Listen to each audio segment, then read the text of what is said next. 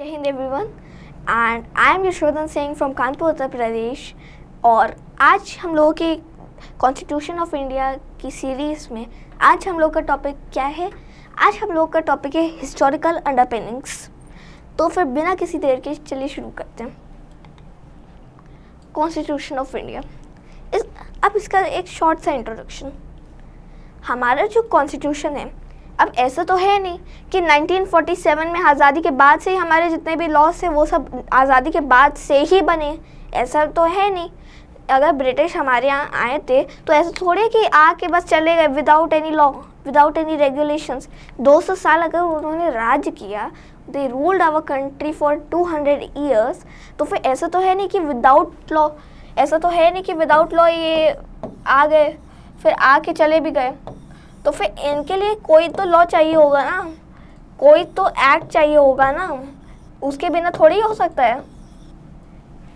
तो फिर आज हम लोग वही पढ़ रहे हैं कि जो हमारी आज़ादी से पहले जितने भी एक्ट्स आए, जितने भी लॉज आए, जितने भी रेगुलेशंस आए, उन सब के बारे में हम लोग आज पढ़ेंगे। ये हम लोगों का टॉपिक रहेगा। शॉर्ट सा इंट्रो दे दिया है। अब जो ये वाला टॉपिक रहेगा, इसमें क्या रहेगा, ये हमारा लेक्चर 2 पार्ट्स में होगा। एक हम लोगों का कंपनी रूल रहेगा और एक रहेगा हमारा क्राउन रूल। तो फिर ये 2 लेक्चर्स में आएगा।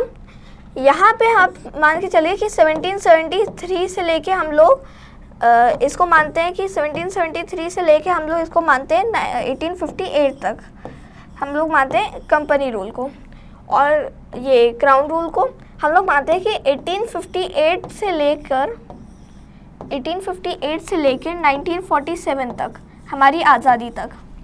ओके, अब एक बार इसको समझिए। 1773 1600, अब पहले उसको छोड़ते हैं। 1773 1757 में प्लासी हुआ, 1764 में बक्सर हुआ। तो अब 1773 से वो कम्प्लीटली एक तरीके से रूल करने के लिए आ गए। अभी इसको एक तरीके से होल्ड पे रखते हैं।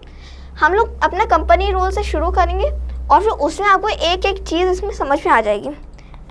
आज हम लोगों का पहला टॉपिक रहेगा द कंपनी रूल, 1773 से लेके 1858 तक।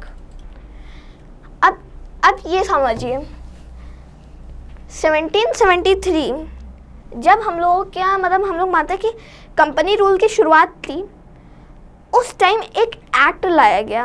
अब एक्ट कैसा? एक्ट इस तरीके से कि अब जो कंपनी थी, अब वो धीरे धीरे 1757 में आपको पता होगा कि प्लासी हुआ था, 1764 में आपको पता होगा कि बैटल ऑफ बक्सर हुआ था। तो अब ये सोचिए, अब आपको पता है कि जब पहले हम लोग एक कहानी समझते हैं। 1600 में क्या हुआ था?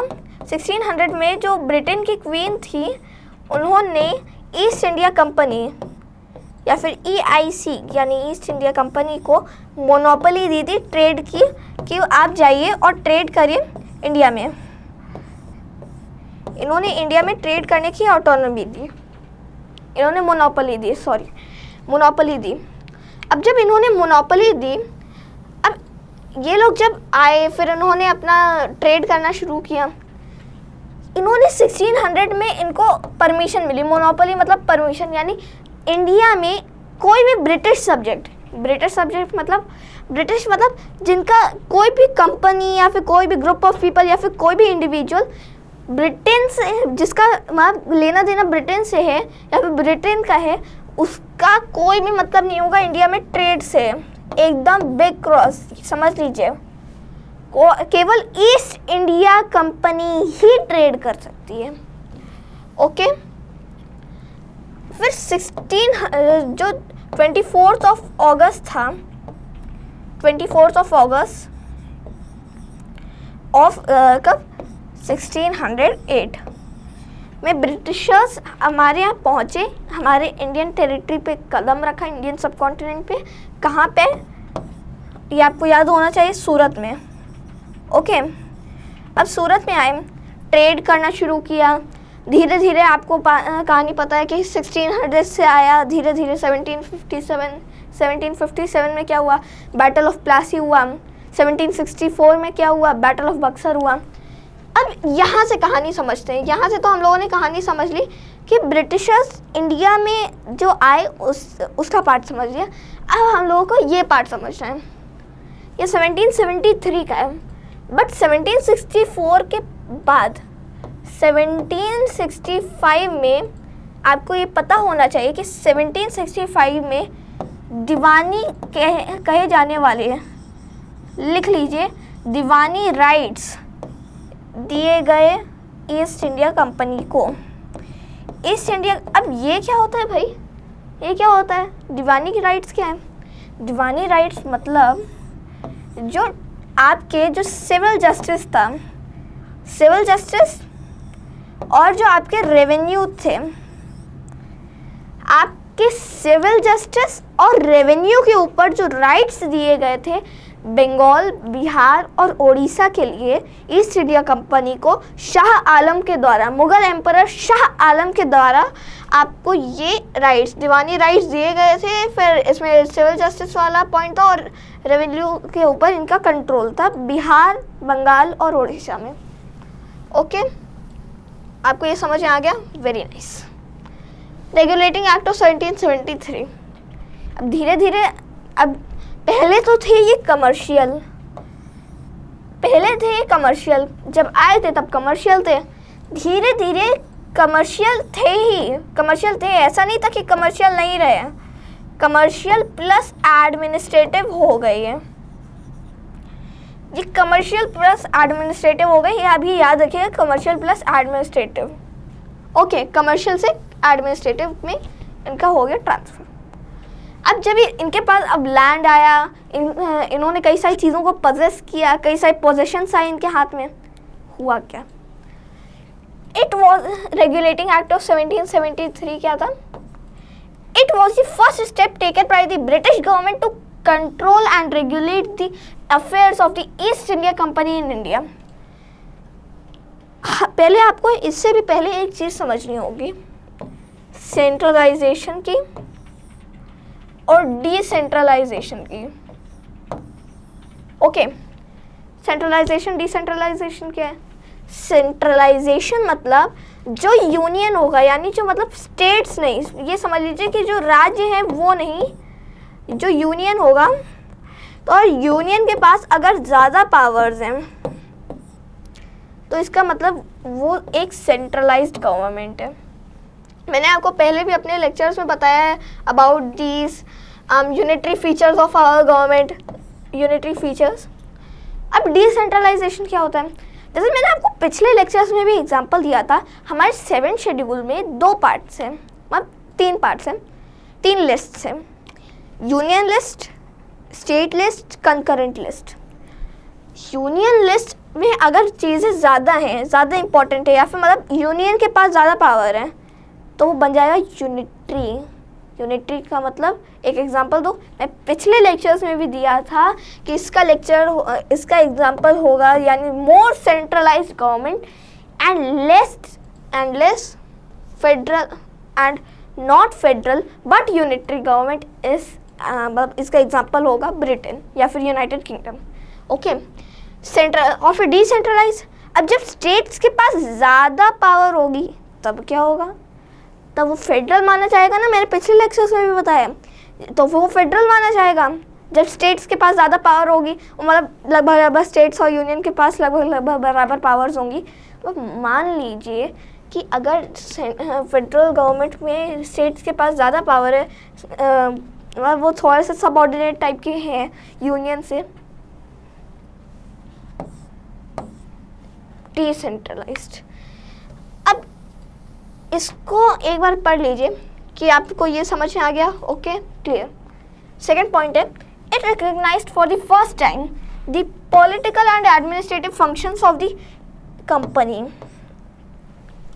इसने पॉलिटिकल एंड एडमिनिस्ट्रेटिव फंक्शंस को रिकॉग्नाइज किया। अब इसमें एक और चीज़ समझिए, ये चीज़ तो आपको समझ में आ गई।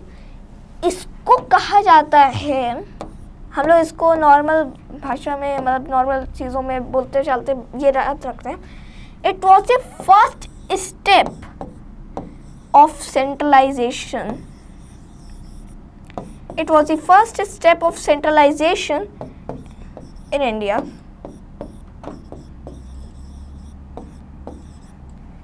याद रखिए फर्स्ट स्टेप था. अब मैं धीरे धीरे बताऊंगा तो फिर आपको पता चल जाएगा फर्स्ट स्टेप, फाइनल स्टेप, फिर फर्स्ट स्टेप ऑफ डिसेंट्रलाइजेशन, फिर final step of decentralisation. Okay, ये फर्स्ट स्टेप ऑफ सेंट्रलाइजेशन भी इसको कहा जाता है. ओके, आपको यहाँ तक समझ आ गया? क्योंकि ये मुझे पता है कि थोड़ी सी कॉम्प्लेक्स चीज़ है, लेकिन मेरे हिसाब से मुझे नहीं लगता कि इतना कॉम्प्लेक्स चीज़ है, बहुत इजीली आपको समझ में आ जानी चाहिए. चलिए कोई बात नहीं. Right, it designated the governor of Bengal as the governor general of Bengal. The first such governor general was Lord Warren Hastings. अब ये क्या है? अब भाई ये क्या है भाई? Governor of Bengal. देखिए, जब तक ये एक्ट नहीं लाया गया था, यानी 1773 से पहले, यानी बिफोर 1773 क्या था? बिफोर 1773 जितने भी एक्चुअली जो मेन हेड था ईस्ट इंडिया कंपनी का इंडिया में, जो एडमिनिस्ट्रेटिव हेड था या फिर कमर्शियल हेड, मतलब जो ईस्ट इंडिया कंपनी का हेड था, उसको कहते हैं गवर्नर ऑफ बंगाल. क्योंकि वो बंगाल में बैठता था और वो बंगाल को ऑक्यूपाई, मतलब बंगाल में ही उनका मेन बेस था, बंगाल में बैठता था, तो वो उसको गवर्नर ऑफ बंगाल कहा जाता है. 1773 से इसको गवर्नर जनरल ऑफ बंगाल कहा गया. अब ठीक है, गवर्नर जनरल ऑफ बंगाल कहा गया, तो first governor general of Bengal कौन था? Lord Warren Hastings. याद होना चाहिए आपको, अगर आपको समझ में आ गया. Very nice. अब नेक्स्ट है, it provided for the establishment of a supreme court at Calcutta in 1774 comprising one chief justice and three other judges. One chief justice and three other judges. Plus 1774 में खुला, प्लस यहाँ पे supreme court कहाँ खुला? Supreme court खुला कलकत्ता में. अब कलकत्ता में कहाँ? अब कलकत्ता में कहाँ खुला होगा? जहाँ पे ब्रिटिशर्स का हेड होगा ना, मतलब जहाँ पे उनका मेन बेस होगा. Fort William. फोर्ट विलियम में इनका खुला. ओके, फोर्ट विलियम में खुला. अब इसमें बात की गई है वन चीफ जस्टिस. हमें पता है कि हमारे चीफ जस्टिस भी होते हैं, जैसे अभी ऑनरेबल चीफ जस्टिस रमन्ना साहब हैं, हमारे इंडिया के chief, supreme court of India के चीफ जस्टिस. तो फिर वन चीफ जस्टिस कौन था? अभी मैं नहीं रिवील कर रहा, अभी आपको, आप एक बार कमेंट में डालिए अगर आपको पता है, वरना मैं आपको लास्ट में बता ही दूंगा वैसे, क्योंकि मैं बता देता हूँ. ठीक है, फर्स्ट चीफ जस्टिस का नाम जो यहाँ पे बैठते थे उनका नाम मैं आपको लास्ट में बता दूंगा. So this was regulating act of 1773 and now अब हम लोग कहा जाते हैं अमेंडिंग एक्ट ऑफ 1781. अच्छा, बाय द वे इसमें एक और पॉइंट ऐड कर लीजिएगा. हाँ, इसमें एक और पॉइंट ऐड कर लीजिएगा कि इसमें देखिए, जब क्वीन ने इनको मोनोपोली दी तो एक पर्टिकुलर टाइम की तो दी होगी ना, पर्टिकुलर टाइम की तो दी होगी. अब ऐसा थोड़े कि पर्टिकुलर टाइम की दी और टाइम इनफाइनाइट हो गया. अब इसमें भी तो एक टाइम की दी होगी, तो फिर कभी ना कभी तो एंड होगी. तो फिर 1773 में ये जो मोनोपोली थी इसको 20 साल के लिए इंक्रीज कर दिया गया. इसको 20 साल के लिए इंक्रीज कर दिया गया जो मोनोपोली थी. याद रखिए, सॉरी ये पॉइंट मैं भूल गया था, लेकिन आपको ये याद होना चाहिए कि इसमें मोनोपोली को 20 साल के लिए इंक्रीज कर दिया गया था. Okay, clear, very nice. अब नेक्स्ट हम लोगों का पॉइंट क्या है? हाँ, amending act of 1781. To rectify the defects of regulating act of 1773, the British Parliament passed the amending act of 1781, also known as the Act of Settlement or Declaratory Act of 1781. Okay, समझ आया? इसको act of settlement भी कहते हैं. तो फिर इसमें मतलब बस इसको जो रेगुलेटिंग एक्ट ऑफ 1773 था, इसको बस अमेंड किया गया था, जैसे इसका नाम ही बता रहा है, अमेंडिंग एक्ट ऑफ 1781। क्योंकि इसके कई सारे अब गलतियाँ भी होंगी, ऐसा थोड़े कि कोई भी चीज़ नहीं है और कोई गलती भी नहीं है, वाह। तो फिर इसके जो डिफेक्ट्स थे उसको रेक्टिफाई करने के लिए अमेंडिंग एक्ट ऑफ 1781 लाया गया। The key provisions of this act to demarcate the relations between the Supreme Court and the Governor General in Council। अब देखिए, जो एससी था और जो गवर्नर जनरल ऑफ बंगाल था, अब ये बताइए, कई बार तो ऐसा होता था, क्योंकि अभी तक तो था नहीं, तो एकदम से इनके बीच की जो लाइन थी उसको डिमार्केट करने के लिए भी तो कोई होना चाहिए ना। तो इसकी लाइन को डिमार्केट किया, लाइन को खींचा अमेंडिंग एक्ट ऑफ 1781 ने। समझ में आया? Very nice. इसकी जो लाइन थी इसको डिमार्केट किया था 1781 के एक्ट ने। Okay, done, nice. It settle the question of jurisdiction of the supreme court. तो हार्ड तो है नहीं, समझ में आ गया? क्योंकि इसना मैं एक एक चीज़ को एक्सप्लेन नहीं करूँगा, ये बहुत ही मतलब आपको ये पॉइंट समझ आ जाना चाहिए, बहुत इजी पॉइंट है। आई होप आपको समझ में आ ही गया होगा क्योंकि बहुत इजी लैंग्वेज है। The jurisdiction of the supreme court was defined with in Calcutta. The jurisdiction of the supreme court, जो ज्यूरिसडिक्शन थी सुप्रीम कोर्ट की, उसको with in Calcutta he define किया जाता था। नॉट सो कॉम्प्लेक्स, समझ में आ गया? Very nice. अब हम लोगों का आता है पिट्स इंडिया एक्ट ऑफ 1784। इसमें क्या था? इसमें इंडियन, अब इसमें एक चीज़ देखिए कि अभी पिट्स इंडिया एक्ट है। अब ये पिट कौन था? इनका पूरा नाम था विलियम पिट, इनका नाम था विलियम, सरनेम था इनका पिट। तो फिर ये उस टाइम के जो ब्रिटिश प्राइम मिनिस्टर थे, ये थे जो उस टाइम के ब्रिटिश पीएम थे, ये थे विलियम पिट। तो फिर उन्हीं के नाम से ये एक्ट लाया गया, तो फिर आपको ये याद होना चाहिए। उसके बाद Indian affairs came under the direct control of the British government in Britain. अब इसमें जो इंडियन अफेयर्स थे, सिंपल सी लैंग्वेज है, बोर्ड ऑफ कंट्रोल के साथ साथ इसमें जो कोर्ट ऑफ डायरेक्टर्स थे वो भी ला दिए गए, जो सीडीज थे कोर्ट ऑफ डायरेक्टर्स, उनको भी ला दिया गया गवर्नर जनरल। अब ये पूरे एडमिनिस्ट्रेशन में जो कोर्ट ऑफ डायरेक्टर्स थे उनको ला दिया गया। Okay, distinguished between the commercial and political functions of the company.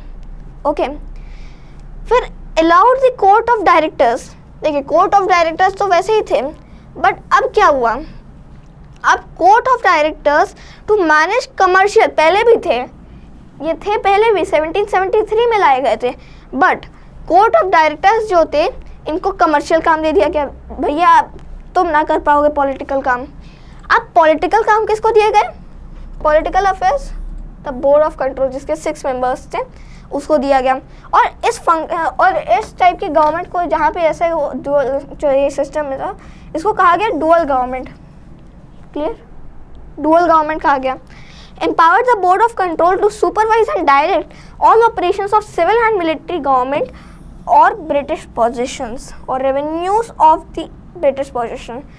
अब इसमें बोला गया कि जितना भी ईस्ट इंडिया कंपनी के पास रेवेन्यू है, जितना भी कंट्रोल है, वो सब क्या है?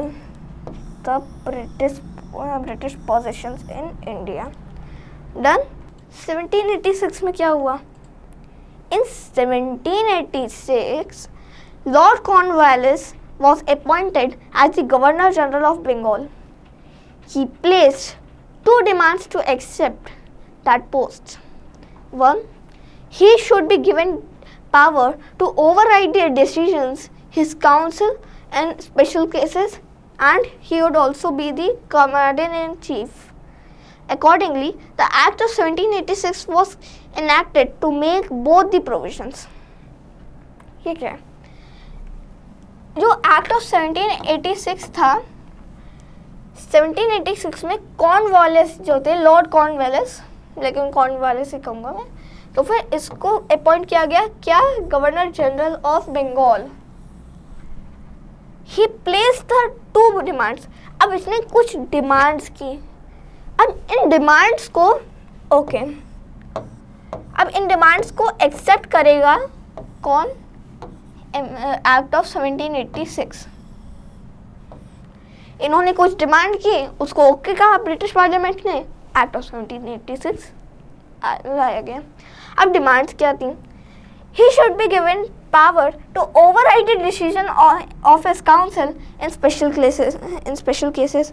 कुछ स्पेशल केसेस में इसका जो काउंसिल है, मतलब एक तरीके से पूरा ग्रुप बनाया गया था, इसका जो गवर्नर जनरल इन काउंसिल, यानी जो इसका अब जो भी डिसीजन लेगा गवर्नर जनरल, ऐसा नहीं है कि वो डिस्क्रिशनरी पावर नहीं है कि मेरी मर्जी मैं जो करूँ। इसको संभाल के रखने के लिए भी, और इस पर वो ज़्यादा पावर्स ना आ जाए उनके हाथ में, तभी एक काउंसिल बनाया गया। डिबेट डिस्कशंस के बाद ही डिसीजंस लिए जाते थे, जो बड़े बड़े डिसीजंस होते थे। तो अब ये समझिए कि ओवरराइड द डिसीजन, यानी उनके अगर वो डिनाई करे तो फिर उनकी मर्जी की वो जो करें, उनकी मर्जी से अगर कोई उनको आदेश करना तो फिर स्पेशल केसेस में, ऐसा नहीं कि सारे केसेस में वो कह रहे तो फिर मैं ये कहूँगा।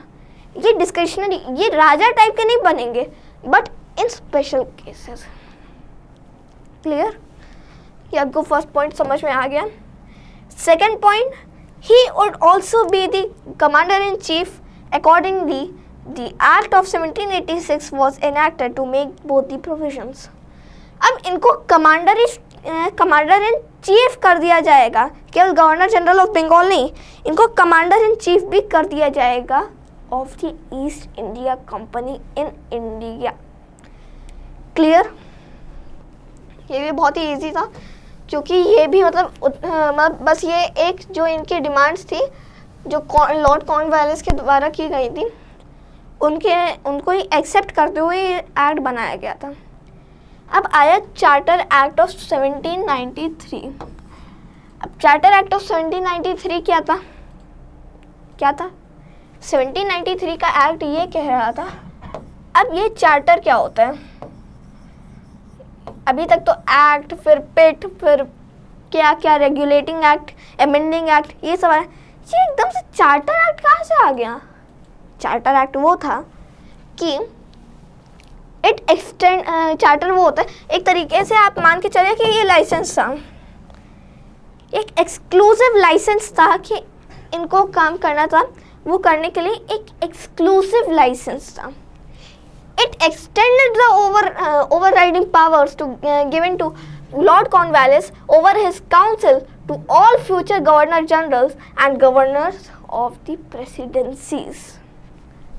समझिए, जो इनके जो ओवरराइडिंग पावर थी, जो दी गई थी लॉर्ड कॉर्नवालिस को, उसको एक्सटेंड कर दिया गया, यानी फ्यूचर गवर्नर्स को भी मिलेगी, future governors and governor generals को भी मिलेगी, गवर्नर जनरल्स और गवर्नर्स ऑफ प्रेसिडेंसीज को भी मिलेगी।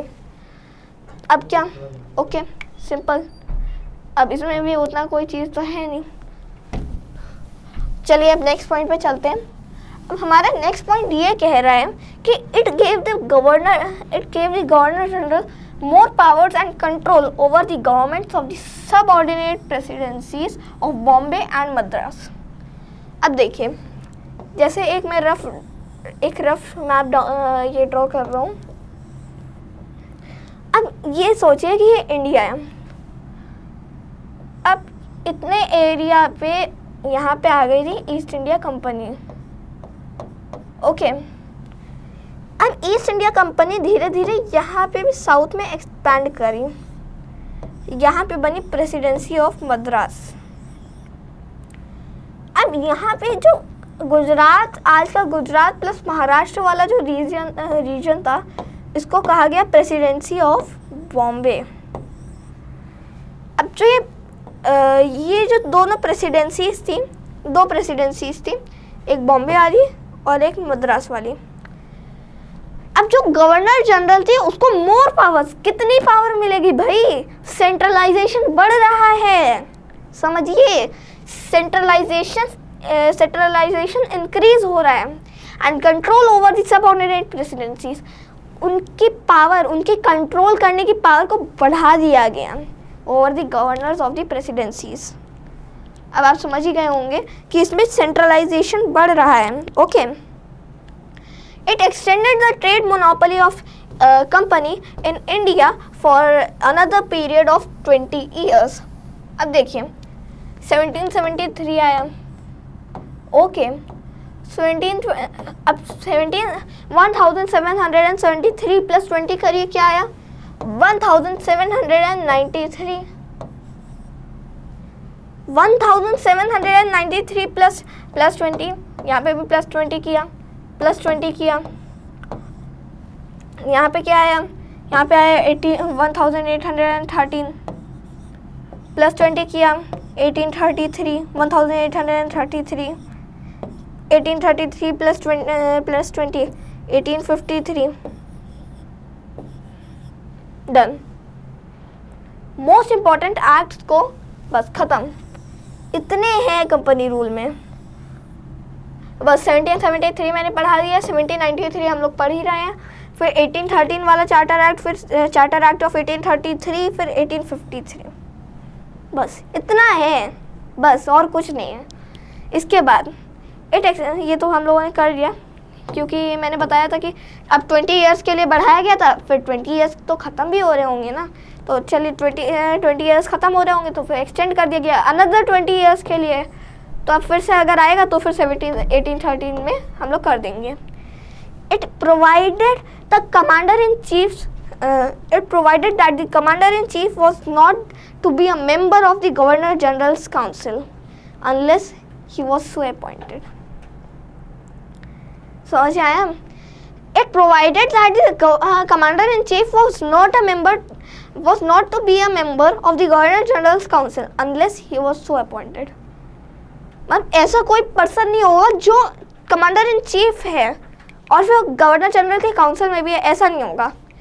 अब आप सोचे होंगे तो फिर ये गवर्नर जनरल के काउंसिल में गवर्नर जनरल ही क्यों है? गवर्नर जनरल इसलिए unless he was so appointed, जब तक अपॉइंट नहीं किया जा सकता तब तक नहीं हो सकता। Okay, last point, it laid down that the members of the board of control and their staff were henceforth to be paid of the Indian revenues. हमारे ऊपर जो जुल्म करके इन ब्रिटिशर्स ने, इन गोरों ने जितना भी टैक्स लिया, जितने भी रेवेन्यूज लिए, उन्हीं से बोर्ड ऑफ कंट्रोल के मेंबर्स को पे किया जाएगा। Okay, clear, very nice. अब हमारा जो नेक्स्ट पॉइंट क्या है, अब आप समझ लीजिए चार्टर एक्ट के जो 1793 से जो कहानी शुरू हुई, ये अब 1793 से चलते चलते आएगी 1853 तक। यानी ये जैसा मतलब कंपनीज की नहीं आती सीरीज़, वीवो की कंपनी की सीरीज़ कुछ, ओप्पो की कुछ सीरीज़ कुछ, तो चार्टर एक्ट की सीरीज़ आई थी। ओके, अब हम लोगों का नेक्स्ट पॉइंट क्या है, चार्टर एक्ट ऑफ 1813। अब 1813 मैंने जैसा कि आपको बताया कि 20 इयर्स के लिए एक्सटेंड किया गया था, अब फिर से तो एक्सटेंड करना ही होगा ना। अब ये देखिए, इट एंडेड द मोनोपोली, ये गलत है, ये वाली चीज़ ये लिख लीजिएगा क्योंकि ये मेन कंफ्यूजन है कि इट एंडेड, बट ये गलत है, इट एंडेड नहीं, इट ऑलमोस्ट एंडेड। बिकॉज अब क्योंकि लोग कहते हैं, मतलब ये भी गलत चीज़ नहीं है क्योंकि कई सारे लोग कहते हैं कि इट एंडेड, बट ये ऐसे भी कहते हैं कई, मतलब लेकिन हम लोग ये भी मानते हैं कि it didn't ended but almost ended. Okay, monopoly of the East India Company in India except for the company's monopoly in trade with China, China के साथ ट्रेड कर सकते थे, and trade in the tea with India। Okay, ये India के अंदर trade कर सकते थे, चाय का व्यापार कर सकते थे और चाइना के साथ ये ट्रेड कर सकते थे। बस दो चीज़ें ऑलमोस्ट ख़त्म, ऑलमोस्ट नहीं है, ये कम्प्लीटली ख़त्म नहीं हुई है, ऑलमोस्ट ख़त्म हुई है। वैसे भी ये गलत नहीं है क्योंकि हम लोग मानते हैं कि it ended but almost ended. Okay, 10 trade with India for all commodities except tea was thrown open to all British subjects.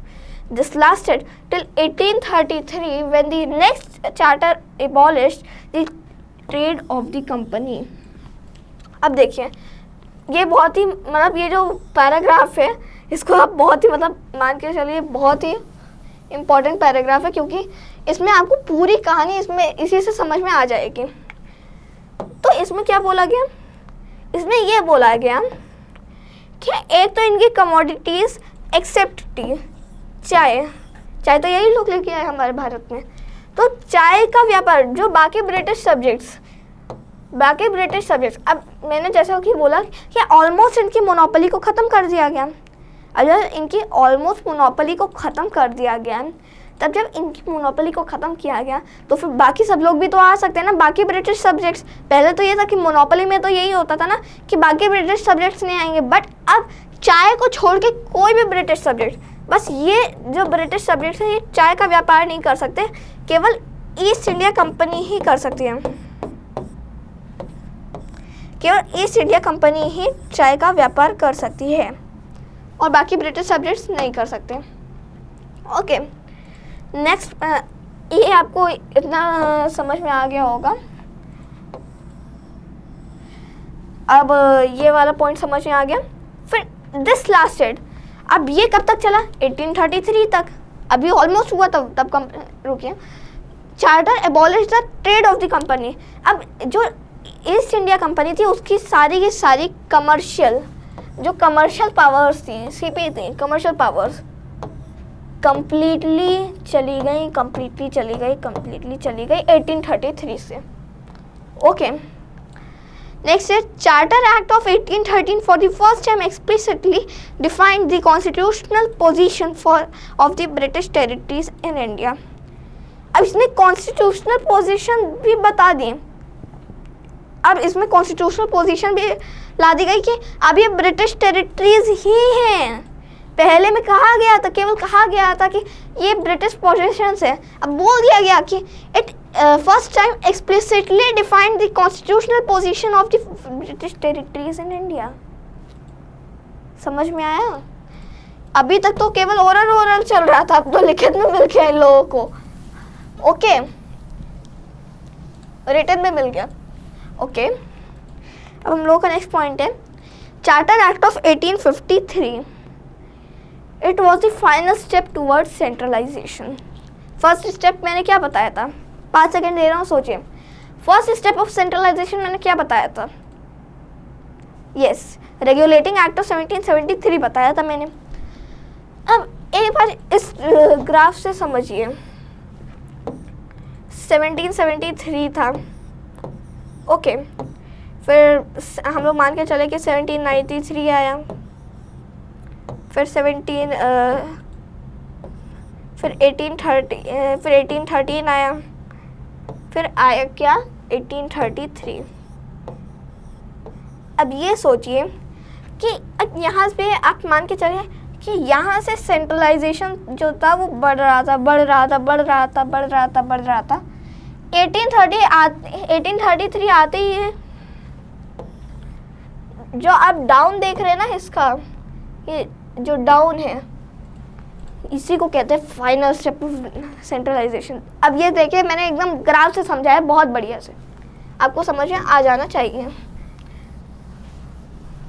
Okay, अब इसमें जो गवर्नर जनरल, पहले तो था कि 1773 में बोला कि जो गवर्नर ऑफ बंगाल है वो गवर्नर जनरल ऑफ बंगाल हो गए।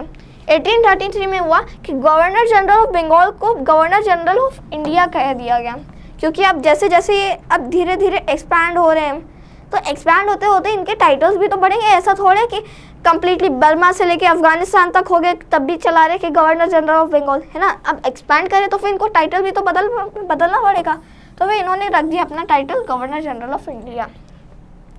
पहले कौन थे, विलियम बेंटिक। हमारे 1773 में कौन थे, वो थे वॉरेन हेस्टिंग्स। अब ये कौन है, लॉर्ड ये William Bentinck was the first governor general of India. Okay, governor general was vested with all civil and military powers. अब जितनी भी सिविल और मिलिट्री पावर्स थी ये आ गई गवर्नर जनरल के हाथ में। Okay, it deprived the governors of Bombay and Madras for their legislative powers. अब ये सोचिए कितना ज़्यादा सेंट्रलाइजेशन होते ही चला जा रहा है। अब इसमें तो लेजिस्लेटिव पावर्स जो मद्रास की थी और बॉम्बे की थी वो भी छीन ली गई, तभी तो इसको सेंट्रलाइजेशन कहते हैं। बट इसके बाद से डिसेंट्रलाइजेशन बढ़ने लगा। Okay, the law was made under the previous acts were known as regulations. अब इस पॉइंट को समझिए, जो 1833 से पहले के जितने भी चीज़ें आई उनको कहा गया था, जितने भी एक्ट्स के अंदर जो लॉ लाए गए उनको हम लोग क्या कहते थे, रेगुलेशंस कहते थे। अब 1833 के बाद से या फिर इसके बाद इसके बाद से क्या होगा, इसके बाद से ये होगा कि अब इनको कहा जाएगा क्या, इनको कहा जाएगा एक्ट। इनको क्या कहा जाएगा, एक्ट्स। ओके, 1833 से पहले वालों को रेगुलेशंस, 1833 के बाद वालों को एक्ट्स। क्लियर?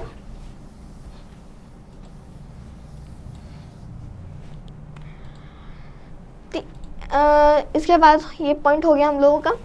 ओके, उसके बाद it ended the activities of the EIC, east India company, as a commercial body and making it a purely administrative body.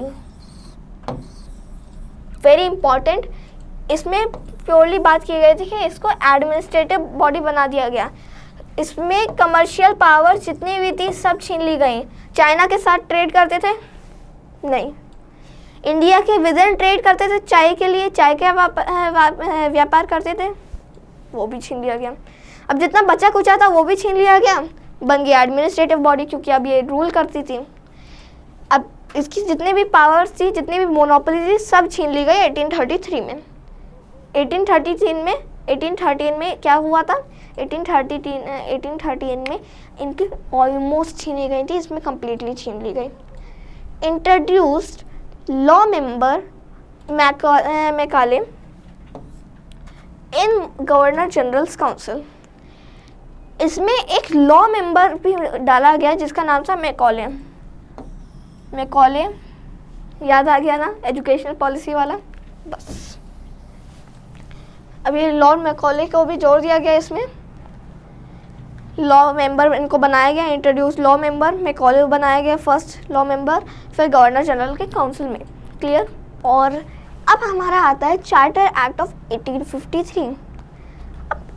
मैंने आपको जैसा कि बताया कि 1793 से कहानी इसकी शुरुआत होती है और ये आती है 1853 तक। 1853 चार्टर एक्ट ऑफ 1853 में क्या होता है, इसमें होता ही है कि इसमें this charter act of 1853 separated the legislative and executive functions of the governor generals council provide. तो फिर इसमें जो लेजिस्लेटिव और एग्जीक्यूटिव फंक्शंस थे, यानी जो लॉ बनाते थे और जो लॉ इम्प्लीमेंट करने का था, तो फिर इसमें जो सेपरेट किया गया था, जो डिमार्क की गई थी कि लाइन जो रहेगी, तो फिर वो आई थी चार्टर एक्ट ऑफ 1853 से। ओके, तो फिर इसमें गवर्नर जनरल के काउंसिल में जितने भी लेजिस्लेटिव और एग्जीक्यूटिव फंक्शंस थे, ये सब इसमें सेपरेट कर दिए गए। Provided for the addition of 6 new members called legislative councillors to the council known as the Indian Central Legislative Council। इसमें क्या था कि एक्चुअली एक काउंसिल बनाया गया था in addition of 6 new members. Governor general के काउंसिल में 6 नए मेंबर्स ऐड किए गए जिनको लेजिस्लेटिव काउंसलर कहा गया। ये लेजिस्लेटिव काउंसलर्स को ऐड किया गया to the council known as Indian legislative council में इनको ऐड किया गया, मतलब जो ये 6 मेंबर्स थे इनको इंडियन सेंट्रल लेजिस्लेटिव काउंसिल में ऐड किया गया। It introduced for the first time local representation in the Indian या फिर सेंट्रल लेजिस्लेटिव काउंसिल। इसमें फर्स्ट टाइम लोकल रिप्रेजेंटेशन थी, यानी इंडियंस भी इसमें आ सके। ओके, इंडियंस का भी इसमें मतलब रिप्रेजेंटेशन हुआ। लेजिस्लेटिव जो ये लेजिस्लेटिव था, इंडियन लेजिस्लेटिव काउंसिल, जो सेंट्रल में मतलब जो सेंट्रल अथॉरिटी थी एक, वो काउंसिल था। और फिर introduced an open competition for civil services, the covenanted civil services was thus thrown open for all Indians, to the Indians also। तो आप इसमें जैसा कि देख सकते हैं, जो इससे पहले वाला एक्ट था, इससे पहले वाला जो 1833 वाला एक्ट था, इसमें एक और पॉइंट था कि इसमें एक और पॉइंट था।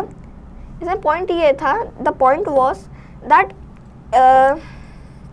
इसमें पॉइंट ये था कि इसमें ना मांग की गई कि इंडियंस के लिए भी, जो इंडियंस हैं वो भी सिविल सर्विसेज में आ सके, जिसकी आप लोग अभी तैयारी कर रहे हैं, तो वो सिविल सर्विसेज में भी आ सके, ये मांग की गई थी। बट इसको मतलब जो कोर्ट ऑफ डायरेक्टर्स था इसने निगेट कर दिया था, तो फिर मतलब ये सक्सेसफुल नहीं हो पाया था। बट अब जो हम लोग पढ़ रहे हैं, चार्टर एक्ट ऑफ 1853 में ला दिया गया इंडियंस के लिए भी। ओके, और आज के लिए बस इतना ही, और जय हिंद एवरीवन।